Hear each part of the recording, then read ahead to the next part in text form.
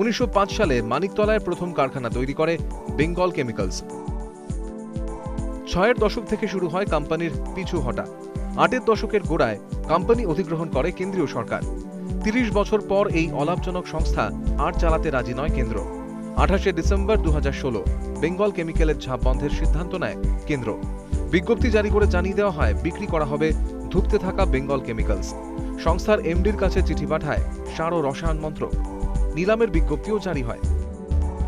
কেন্দ্রের সিদ্ধান্ত মেনে নিতে পারেনি বেঙ্গল কেমিক্যালসের কর্মচারী সংগঠন। তাদের দাবি অঙ্ক কম হলেও এখনও লাভজনক সংস্থা বেঙ্গল কেমিক্যালস। বিক্রি বন্ধের আর্জি নিয়ে হাইকোর্টে মামলা করে কর্মচারী সংগঠন। বৃহস্পতিবার মামলাটি গ্রহণ করে বেঙ্গল কেমিক্যালস বিক্রির ওপর স্থগিতাদেশ জারি করেন বিচারপতি দেবাংশু বসাক।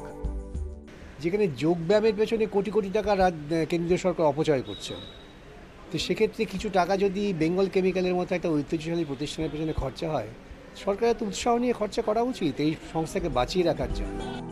মামলার পরবর্তী শুনানি 1 আগস্ট। সেই সময় পর্যন্ত বেঙ্গল কেমিক্যালস বিক্রির কোনো রকম উদ্যোগ নেওয়া যাবে না। Arnab Hazra, ETV news Bangla.